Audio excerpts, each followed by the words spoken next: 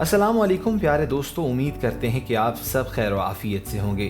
دوستو، time magazine کے مطابق دنیا کے 100 بااثر افراد کی فہرست میں نریندر مودی کے ساتھ شامل شہین باغ کی دادی بلقیس کون ہیں، آج کی ویڈیو میں ہم آپ کو بتائیں گے۔ دادی بلقیس کے تعارف سے پہلے ہمیں مودی سرکار کی اقلیتوں کے خلاف بھارت مہم جوئی اور ہندوتوا کے نام پر رویے کو ٹھیک کرنا ہوگا۔ ترقی اور روزگار کی فراہمی، رشوت اور کالے دھن کی روک تھام، اچھی حکمرانی سمیت کئی معاملات میں ناکام اور نامراد نریندر مودی اپنی ناکامیاں چھپانے کے لیے روز کوئی نہ کوئی شوشہ چھوڑ کر مسلمانوں کی پریشانیوں میں اضافے کی وجہ بنتا ہے۔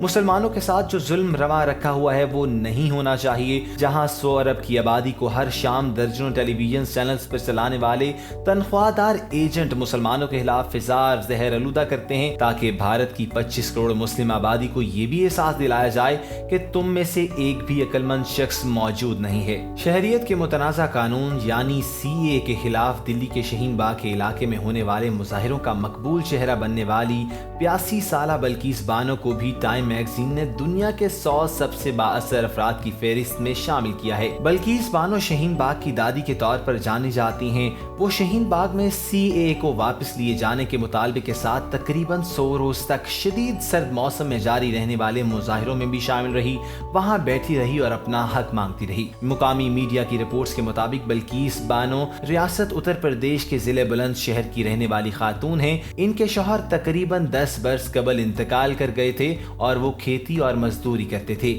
بلقیس بانو فی الحال دلی میں اپنے بیٹے اور بہو کے ساتھ رہائش پذیر ہیں۔ ٹائم میگزین نے بلقیس بانو کو لکھا ہے کہ وہ انڈیا میں دیوار سے لگا دیے گئے لوگوں کی آواز بنی۔ وہ کئی بار مظاہرے میں صبح اٹھ کر 8 بجے سے رات 12 بجے تک شامل رہتی تھی۔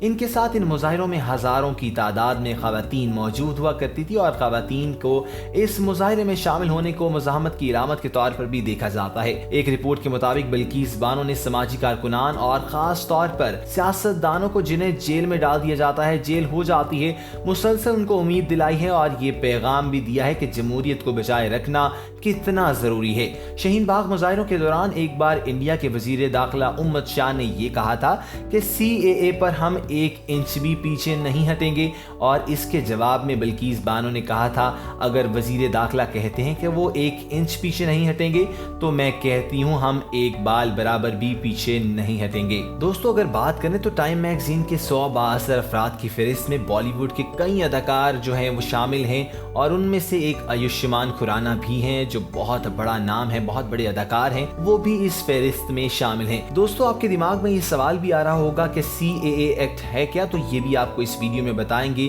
یہ دوستو سٹیزن شپ امینڈمنٹ ایکٹ ہے۔ مودی سرکار نے جیسے ہمیشہ مسلمانوں پہ ظلم ڈھائے اور ان کو ظلم کا نشانہ بنایا، اسی طرح اس نے ایک اور چال چلی کہ ہندوؤں کے حق میں تو اس نے فیصلہ کر دیا کہ وہ مقبوضہ کشمیر میں اراضی لے سکتے ہیں، گھر لے سکتے ہیں، کاروبار کر سکتے ہیں، لیکن اس کے برعکس دیکھا جائے تو باقی کسی بھی اقلیت اور مسلمانوں کو اس چیز کی اجازت نہیں دی گئی، اور یہی وجہ تھی جس کے لیے اس 82 سالہ خاتون بلقیس بانو نے اس ایکٹ کے خلاف آواز اٹھائی، اور ان کی آواز اٹھانے کے بعد بہت سی مسلم کمیونٹی ان کے ساتھ آ کھڑی ہوئی، ایک پیج پر ان کے ساتھ آ پہنچی۔ پیارے دوستو، امید کرتے ہیں کہ آپ کو آج کی ویڈیو بےحد پسند آئی ہوگی۔ آپ ہمارے چینل کو سبسکرائب کریں اور ساتھ ہی بیل بٹن کو بھی کلک کیجیے تاکہ آنے والی ہماری تمام ویڈیوز کی نوٹیفیکیشنز آپ کو فیوچر میں بھی ملتی رہیں۔ اپنا خیال رکھیے گا۔ اللہ حافظ۔